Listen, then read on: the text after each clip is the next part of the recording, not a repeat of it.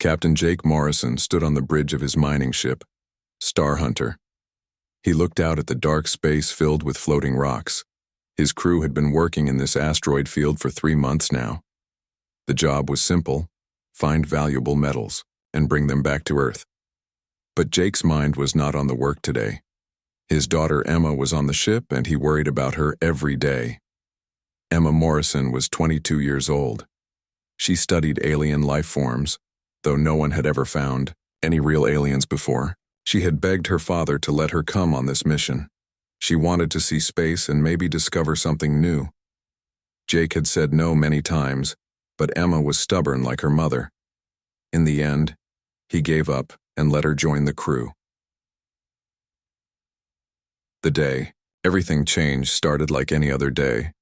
The mining crew was working on a big asteroid they called Rock 7. The workers used their machines to break it apart and look for metals inside. But when they cracked it open, they found something impossible. There was a huge empty space inside the rock. The walls were made of smooth crystal that glowed with soft blue light. In the center of this hidden room sat a creature that looked like the dragons from old Earth stories. It was 12 feet tall, with scales that changed color from purple to silver. Its eyes were closed and it did not move. Emma ran to the site as soon as she heard the news. She brought her scanning equipment and started checking the creature right away. Her hands shook with excitement as she worked. The reading showed something amazing. The creature was alive. It was sleeping, but its heart was beating. Its brain showed activity. "Dad, this is incredible," Emma said over the radio. "It's not dead, it's just sleeping somehow." Jake Morrison felt his stomach drop. An alien creature was dangerous enough, but a living one was worse. He ordered his crew to be very careful. They moved the sleeping creature to their ship's cargo bay using special equipment. Emma set up her lab there so she could study it closely. 2 weeks Emma worked with the creature every day. She tried different ways to communicate with it. She played music, showed it pictures, and even tried math problems. The creature never responded, but Emma did not give up. She talked to it like it was a friend, telling it about Earth and humans and her dreams of exploring space. Then one morning, the creature opened its eyes. Emma was sitting next to it, reading a book about Earth's history out loud. The creature's eyes were golden yellow and they looked at her with intelligence. Emma's heart raced, but she stayed calm. She had been waiting for this moment. "Hello," she said softly. "My name is Emma. Can you understand me?" The creature tilted its head and made a low humming sound. Emma felt something in her mind, like a gentle touch. Suddenly, she could sense the creature's emotions. It was curious about her, but also very old and tired. Over the next few days, Emma learned to communicate with the alien. It spoke by touching minds, not with words. Its name was Koreth, which meant something like guardian of knowledge in its language. Koreth told Emma that his people were called the Veltar. They had been traveling through space for thousands of years, watching over younger species and helping them grow. Koreth had been sleeping for over 2,000 years. He was waiting for the right time to wake up. His people had been scattered across the galaxy by a great war. Most of them had left this part of space, but Koreth stayed behind. He felt that something important would happen here. Emma spent hours with Koreth every day. She learned that his people were very old and wise. They had seen many species grow from simple creatures to space travelers. Humans were still young, but Koreth could see potential in them. Emma's kindness and curiosity reminded him of the best qualities his people valued. The other crew members were nervous about Koreth at first. Chief Engineer Pete Collins thought the dragon was too dangerous to keep on the ship. Medical Officer Lisa Grant worried about diseases or other health risks. But as days passed, they began to see what Emma saw. Koreth was gentle and intelligent. He even helped Pete fix some broken equipment using knowledge from his long travels. Jake Morrison watched his daughter grow closer to the alien creature. He was proud of her bravery and her kind heart, but he was also afraid. Space was full of dangers, and he knew that other species might not be as peaceful as Koreth. His fears would soon prove to be correct. Koreth told Emma that his people had been watching humans for many years. They saw how humans treated each other and how they explored space. Some humans were cruel and selfish, but others were brave and caring. Emma was proof that humans could be good friends to the Veltar. But Korath also brought bad news. There was another species in this part of space that was very different from the Veltar. They were called the Zephyrians, and they believed that only the strongest species deserved to live among the stars. They had been destroying human colonies and killing innocent people. Emma felt cold when she heard this news. She asked Korath if there was any way to stop the Zephyrians. Korath's golden eyes grew sad as he explained that his people had tried to fight them before. The war had cost too much, and most Veltar had chosen to leave rather than continue fighting. But you stayed, Emma said. Why? Korath's mind touched hers gently. Because I hoped to find someone worth fighting for again. Emma understood that her friendship with Korath was about more than just two individuals getting to know each other.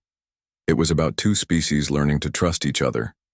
Humans and Veltar could be allies in a dangerous universe, but only if they were willing to stand together when trouble came.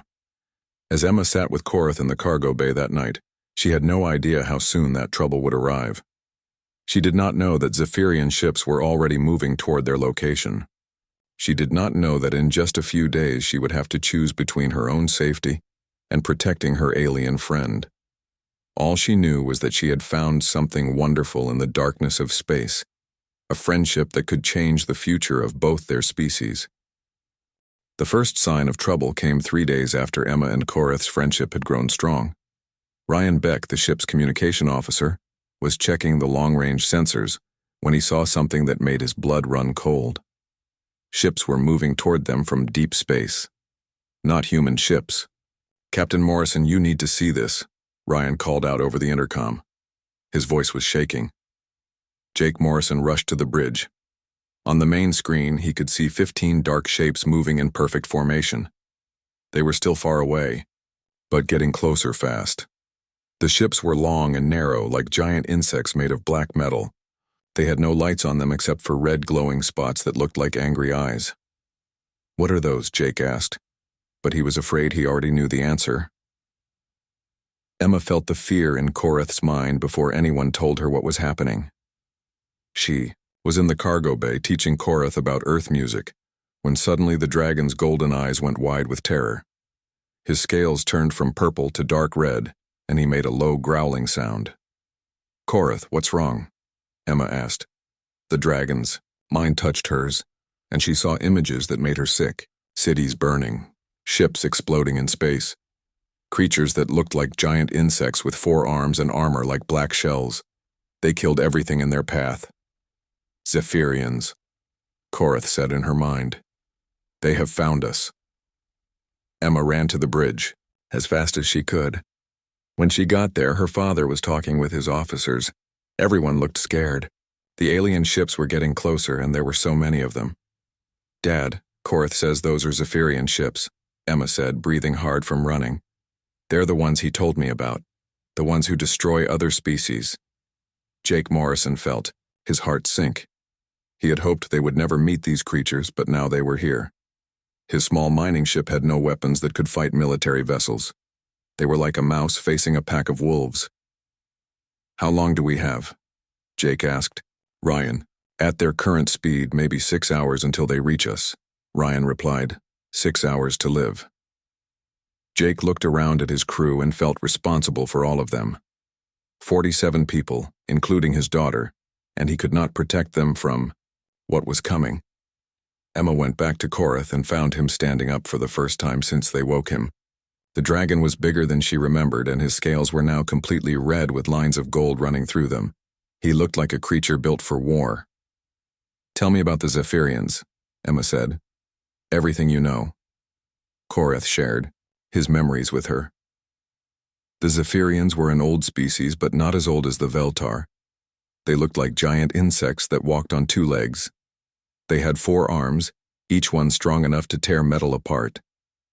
Their skin was like armor, and their eyes could see in ways that humans could not imagine. But the worst thing about them was their beliefs. They thought that only the strongest species deserved to exist.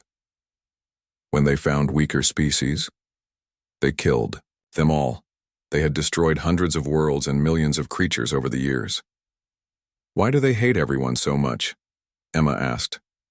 "They do not hate," Korath explained. "They simply do not care. To them, weaker species are like insects, to be stepped on. They feel nothing when they kill." The Zephyrians had fought the Veltar many times over thousands of years. The dragons were stronger individually, but the Zephyrians had more ships and more soldiers. The war had cost both species too much, and eventually most Veltar chose to leave and find peace elsewhere. "But some of your people stayed behind," Emma said. "A few. We went to sleep hoping that someday we would find allies worth fighting beside." Emma understood. Korath had been waiting for someone like humans to appear.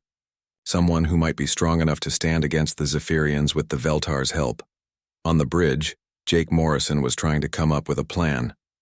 His ship's engineer, Pete Collins, was working to boost their engines. Maybe they could run away before the enemy ships arrived. But the Zephyrian vessels were faster and would catch them easily. "What about the escape pods?" asked Lisa Grant, the medical officer. "The pods can only go so far," Jake replied, "and there aren't enough for everyone." The crew was starting to panic. Some of them wanted to surrender and hope the aliens would show mercy. Others wanted to fight even though they knew it was hopeless. Jake tried to keep everyone calm, but he was just as scared as they were. Emma came back to the bridge with news from Korath. "He says the Zephyrians never take prisoners, they kill everyone they find." The bridge went quiet. Everyone understood what that meant. They were all going to die when those ships arrived. "Is there anything your dragon friend can do to help?" Pete Collins asked. Emma looked sad. "He's still weak from sleeping so long, and he's just one dragon against 15 ships. But Korath had not given up. In the cargo bay, he was doing something Emma had never seen before. His scales were changing again, becoming brighter red with more gold lines. His body was getting bigger, and his claws were growing longer and sharper. The dragon was preparing for war, even though he knew it was probably hopeless. He had found something worth fighting for in Emma and her people. He would not let the Zephyrians kill them without a fight. As the hours passed, the crew of the Star Hunter tried to prepare. They gathered all the weapons they could find, mostly mining tools that could be used as weapons. They set up barriers in the hallways and tried to reinforce the doors, but everyone knew it would not be enough. Emma spent most of the time with Korath, learning everything she could about fighting Zephyrians. The dragon taught her about their weapons, their tactics, and their weaknesses. He also shared something else with her: the history of his people as warriors. Long ago, before they became peaceful guardians, the Veltar had been the most feared predators in the galaxy. They were born to fight and kill, but they had chosen to give up that life and help other species instead. Now, facing the destruction of his new human friends, Korath was remembering his warrior heritage. "If I die today," Emma told Korath, "I want you to know that meeting you was the best thing that ever happened to me." The dragon's golden eyes looked at her with deep affection. "You have given me something I thought I had lost forever.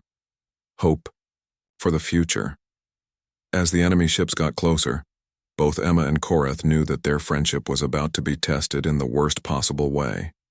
Neither of them knew that in just a few hours, that friendship would change the fate of both their species forever. The Zephyrians were coming, and there was nowhere left to run. The Zephyrian ships arrived exactly when Ryan Beck said they would. Emma was with Korath in the cargo bay when the first attack hit. The whole ship shook like it was being torn apart. The lights went out for a moment, then came back on red and flashing. "All hands to battle stations," Jake Morrison's voice came over the intercom.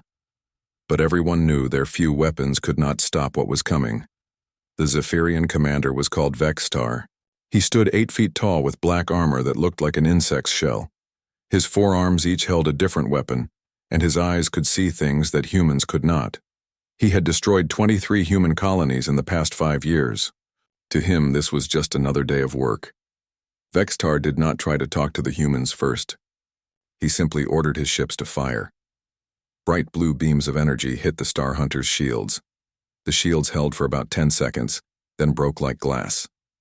The next shots hit the ship's hull directly. Metal screamed as it was torn apart. Mining ship was not built for war. It was made to break apart rocks, not to be shot at by military weapons. Holes appeared in the walls, and air began rushing out into space. Hull breach on deck 3, Pete Collins reported from engineering. I'm trying to seal it, but we're losing air fast. Emma felt Korath's pain through their mental link. The dragon was hurt. Pieces of the ceiling had fallen on him when the ship was hit. His purple blood was running down his scales, but he was more worried about Emma than himself. You must go to the escape pods, Korath told her. Save yourself. I'm not leaving you, Emma said firmly. We're friends, remember? Friends don't abandon each other. The second wave of attacks was worse. The Zephyrians used different weapons this time, missiles that exploded inside the ship. The blast knocked Emma to the floor and made her ears ring. When she looked up, she saw that part of the cargo bay wall was gone. She could see stars through the hole. Jake Morrison was on the bridge trying to coordinate the defense. His crew was doing their best, but their mining lasers barely scratched the enemy ships. The Zephyrians had shields that could stop anything the humans threw at them. Sir, they're launching boarding pods, Ryan Beck reported. Looks like they want to take the ship. Jake's blood went cold. If the Zephyrians were boarding, it meant they wanted to capture prisoners or steal something valuable. But Korath had said they never took prisoners. That meant they were coming for the dragon. All crew to the escape pods, Jake ordered. That's an order. Everyone leaves now. But not everyone could leave. The escape pods were small and could only hold a few people each. There were not enough pods for the whole crew. Some people would have to stay behind and fight. Lisa Grant was helping wounded crew members reach the pods. She had been hit by flying metal and was bleeding from a cut on her head, but she kept working. Pete Collins was still in engineering, trying to keep the ship's power running so the pods could launch. The first Zephyrians boarded the ship through the holes in the hull. They moved like giant insects, crawling along the walls and ceiling. Their weapons made a buzzing sound as they fired. The few crew members who tried to fight them were killed quickly. Emma heard the sounds of battle getting closer to the cargo bay. She knew the Zephyrians were coming for Korath, and she was the only thing standing between them and her friend. She picked up a mining laser that had fallen from the ceiling and checked to see if it still worked. Emma, please, Korath begged. Go to the pods, live. No, Emma said. I won't let them hurt you. The dragon's golden eyes filled with something that looked like tears. In all his long life, no one had ever been willing to die for him. The Veltar were strong and proud, but they had forgotten what it meant to have someone care about them this much. Emma was teaching him something new about friendship and love. Vextar himself led the group that reached the cargo bay. He wanted to see the Veltar with his own eyes before he killed it. When he saw Emma standing in front of the wounded dragon with a small weapon in her hands, he laughed. The sound was like metal scraping against metal. Move away, human child, Vextar said in broken English. You cannot stop what must happen. I won't let you hurt him, Emma said. Her voice was shaking, but she did not move. Vexitar raised one of his plasma rifles. Then you will die with the beast. The other Zephyrians spread out around the cargo bay. There were 6 of them, all armed with military weapons. Emma's mining laser looked like a toy next to their guns, but she did not back down. Emma, run, Korath whispered in her mind. Please. Instead, Emma stepped closer to the dragon. She put her hand on his wounded side and felt his pain through their connection. I'm staying with you, she said out loud, no matter what happens. Vextar's finger tightened on his weapon's trigger. Foolish human. You die for nothing. The plasma beam hit Emma in the chest. The energy burned through her body like fire. She fell to the floor next to Korath, but her hand was still touching the dragon's scales.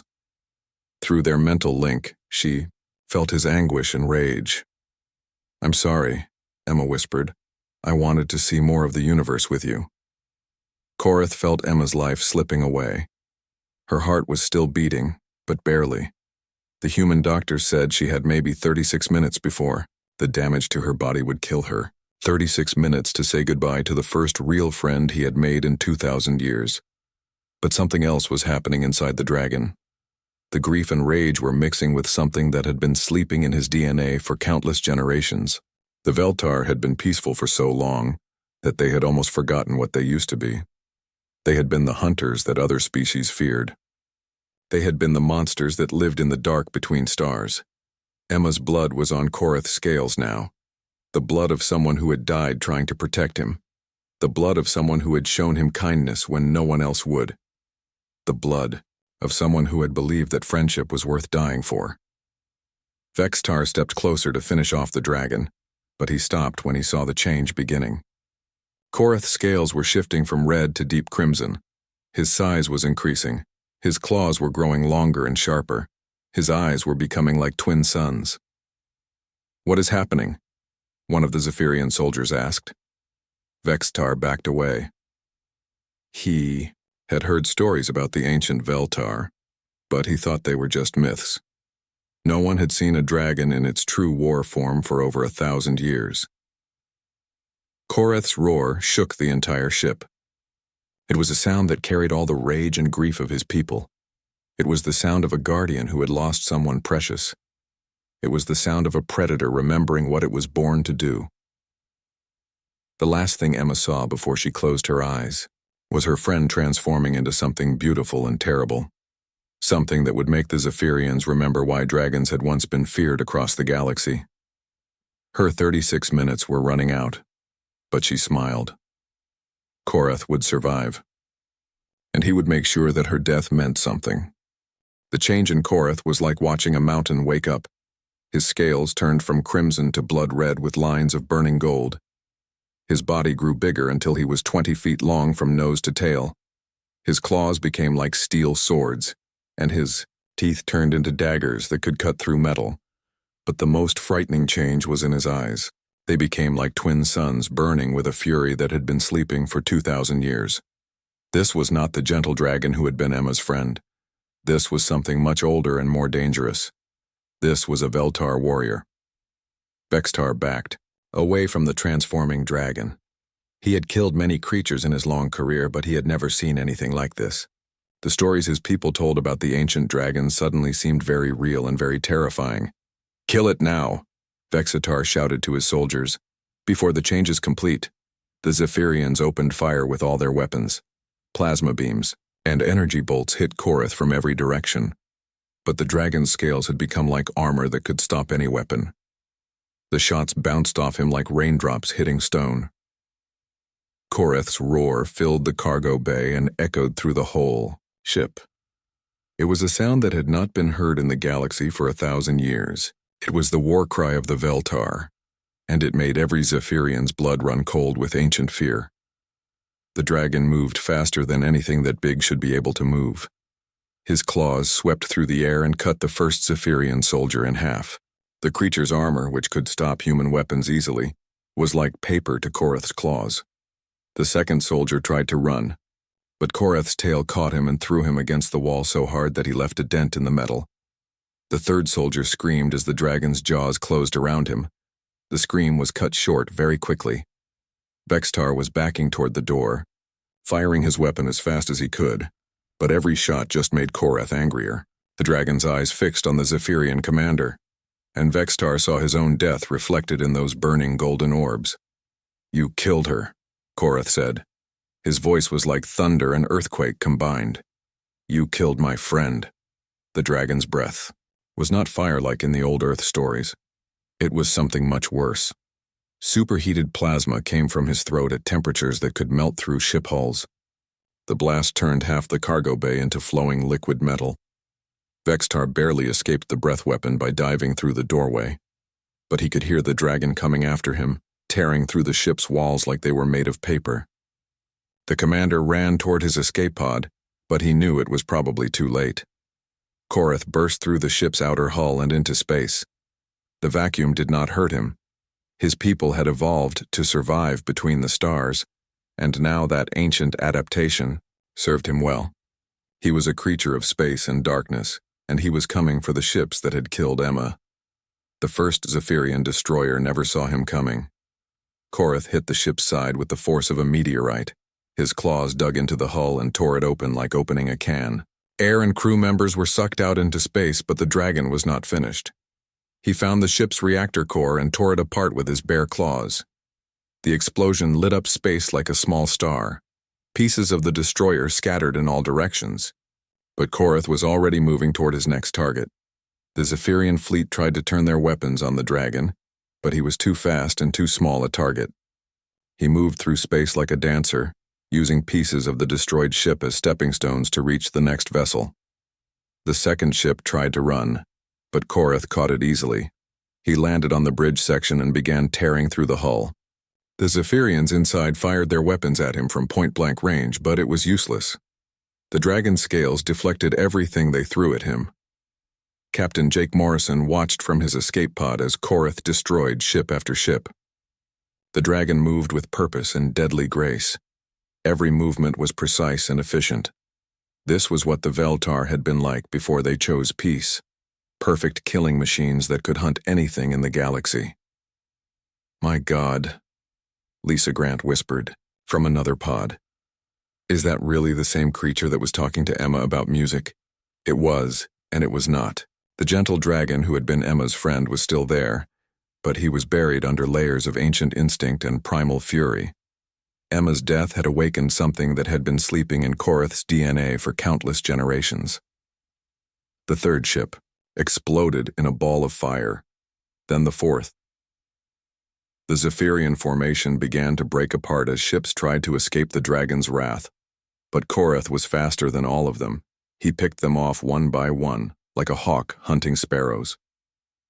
Vextar had made it to his command ship, but he knew it would not save him. He watched in horror as half his fleet was destroyed by a single creature. His warriors, who had conquered dozens of worlds, were running in fear from one angry dragon. "All ships concentrate fire on the creature," Vextar ordered. "Use everything we have." The remaining ships turned all their weapons on Korath at once. The space around the dragon lit up with energy beams and explosions. For a moment, the humans in the escape pods thought the Zephyrians might have killed him. Then Korath emerged from the fire, completely unhurt. His scales were glowing with absorbed energy and his eyes were brighter than ever. The attack had only made him stronger. The dragon reached Vextar's command ship and landed on its hull with a crash that shook the entire vessel. He began tearing through the armor plating with his claws, working his way toward the bridge where the commander was hiding. Inside the ship, Zephyrian soldiers tried to stop him. They set up barriers and fired their biggest weapons at him, but Korath moved through them like they were not even there. His claws cut through their armor, and his tail smashed their weapons to pieces. Vextar was alone on the bridge when Korath finally reached him. The dragon was covered in the blood of his enemies, but Emma's blood was still on his scales too. He had not forgotten why he was doing this. "Please," Vextar begged. "I was only following orders." Korath's golden eyes stared at the creature who had killed his friend. "Emma Morrison showed me kindness," the dragon said. "She died protecting me. You will learn what it means to face someone who protects what they love." Vextar's death was not quick. The dragon made sure of that. When it was over, Korath floated alone in space among the wreckage of the Zephyrian fleet. 15 warships had been reduced to scrap metal and floating debris. Not a single enemy had survived. The dragon gathered the human escape pods with surprising gentleness. His rage was spent, but the grief remained. Emma was gone, and nothing could bring her back. Jake Morrison's pod was the first one Korath approached. Through the small window, the captain could see the dragon's eyes. They were no longer burning with fury. Now they just looked tired and sad. "I am sorry I could not save her," Korath said, his voice reaching them through their radio somehow. "She was the best of your species." Jake Morrison felt tears running down his face. His daughter was dead, but she had died protecting a friend, and that friend had made sure her death was not in vain. "What happens now?" Jake asked. Korath looked out at the stars, toward the deep parts of space where his people were sleeping. "Now I wake my brothers and sisters. Emma showed me that there are still species worth protecting in this galaxy. The Veltar will return, and we will stand with humanity against the darkness. As the rescue ships arrived to pick up the survivors, Korath disappeared into the void between stars. But his promise echoed through space, carried by radio waves to every human colony. The dragons were awake again, and they remembered what friendship meant. Emma Morrison had died in 36 minutes, but her legacy would last forever. She had given humanity its greatest ally, and she had reminded the universe that some things were still worth fighting for. The girl who befriended a dragon had changed the fate of 2 species with her kindness and courage. And somewhere in the darkness of space, ancient guardians were stirring from their long sleep, ready to honor her memory.